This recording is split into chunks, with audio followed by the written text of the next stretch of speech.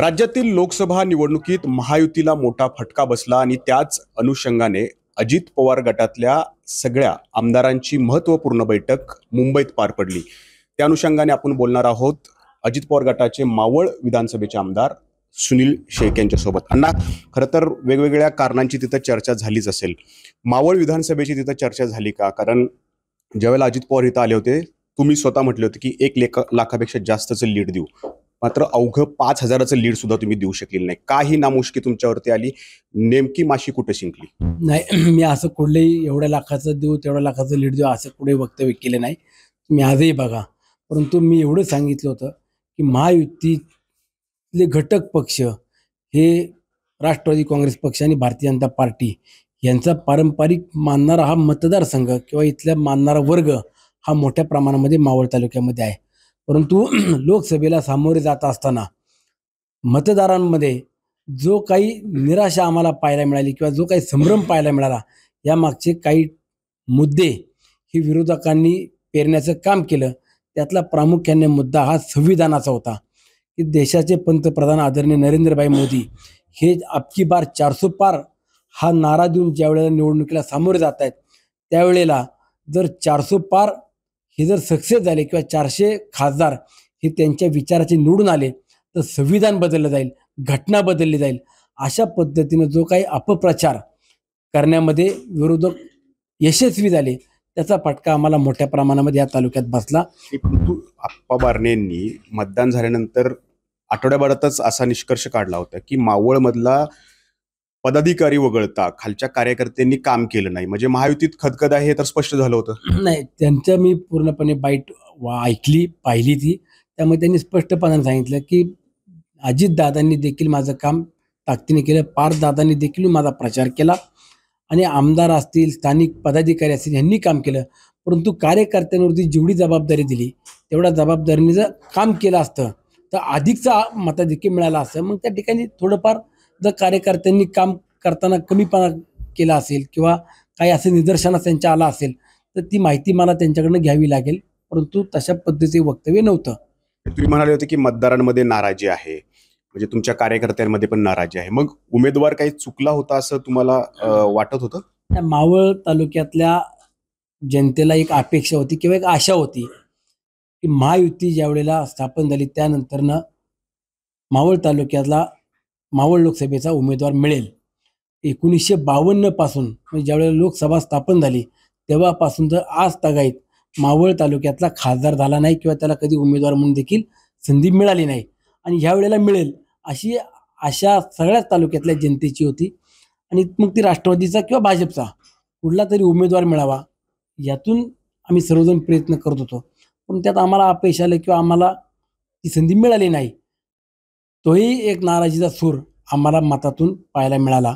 दुसरं, मी मगाशी सांगितल्याप्रमाणे की दलित समाजामध्ये जे संविधान या मुद्द्यावरती त्यांनी अपप्रचार केला त्याचाही आम्हाला फटका बसला। आदिवासी भागामध्ये देखील आम्ही जिथं आमचा शाहू फुले आंबेडकर विचारधारा घेऊन पक्ष पुढं काम करतोय किंवा आम्ही ते विचार घेऊन जाण्याचं काम करतोय, त्याच विचाराला मानणारा मुस्लिम समाज असेल, त्याच विचाराला मानणारा आदिवासी समाज असेल। म्हणजे तुम्ही म्हणता की जातीपातीचं राजकारण त्यावेळेला या ठिकाणी झालं, परंतु त्यावेळेला तुम्ही असंही म्हटले होते की दिवसा धनुष्यबाण आणि रात्री मशाल करणाऱ्यांचं मी नाव सांगणार। कुठली नावं आहेत ती? आता असे काही नावं समोर आली नाही किंवा धनुष्यबाण आली ना, तर मताचा एवढा जर फटका बसलाय म्हणजे प्रचार तर तसा झालेला आहे। कारण तुमचे आणि बाळा भेगडेंच्या मतांची जर बेरीज केली तर ती अगदी 3.5 लाखाच्या घरात जाते, तितकी मतं पडलेली नाहीयेत, म्हणजे 2 लाखाच्या घरात जाते। मग ठीक आहे, 1.5 लाख बरं तरी मतांचं लीड मिळालं पाहिजे होतं। विधानसभेचा मताचा टक्का आणि लोकसभेचा जर मताचा टक्का पाहिला तर जवळजवळ 24% मतदान हे कमी झालेले आहे।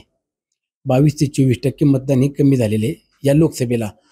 तोही आम्हाला फटका आहे की मतदान अधिकचं होऊन जर आमच्यात पारड्यात पाडता आला असतं किंवा आम्ही मतदारांना मतदान केंद्रापर्यंत घेऊन आलो असतो तर आमचा अधिकचा टक्का किंवा अधिकचं लीड वाढलं असतं, तोही आम्हाला फटका बसला।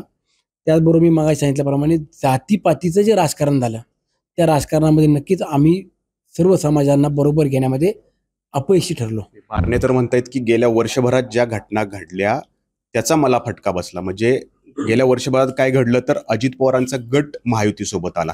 म्हणजे अप्रत्यक्षपणे अजित पवारांकडे बोट दाखवता येते की तुम्ही जे आला आणि त्याच्यामुळं फटका बसलेला आहे. बारणे आप्पांनी अजित दादा आले आणि त्यामुळे आम्हाला फटका बसला असं मी तर कुठं ऐकलं नाही. परंतु जर तसं काय ते त्यांनी वाईट आहे त्यांचा की राज्यात गेल्या वर्षभरात ज्या घटना घडल्या, मग घटना कुठल्या घडल्या वर्षभरात? आता घटना मग घडताना महाविकास आघाडी फूट पडून किंवा सरकार कोसळल्यानंतरनं शिवसेनेत 2 भाग झाले. शिवसेना एक शिंदे साहेबांची, एक ठाकरे साहेबांची. ते भाजप संघ जॉईन झाले. आम्ही देखील त्याच पद्धतीने एकत्रितपणे त्यांच्याबरोबर जॉईन झालो. परंतु जो काही मिनिमम प्रोग्राम म्हणतो आपण, त्या प्रोग्राममध्ये प्रत्येकाचे जे काही ठरलेले विश्वासानं किंवा जे काही आपण पुढचा मिनिमम प्रोग्राममध्ये जे आपण एकमेकाला जागा वाटपाचा कार्यक्रम असेल किंवा आपल्याला प्रत्येक ठिकाणी खाते वाटपाचा असेल, हे ठरलेले विषय होते. त्यामुळे ह्याच्यामध्ये कुठलाही बदल झाला किंवा त्याची नाराजी झाली किंवा त्याचा फटका बसला असं मला तरी वाटत नाही. आजही तुम्ही देवाकडे प्रार्थना करताय विधानसभेपर्यंत महायुती टिकून राहावी म्हणून?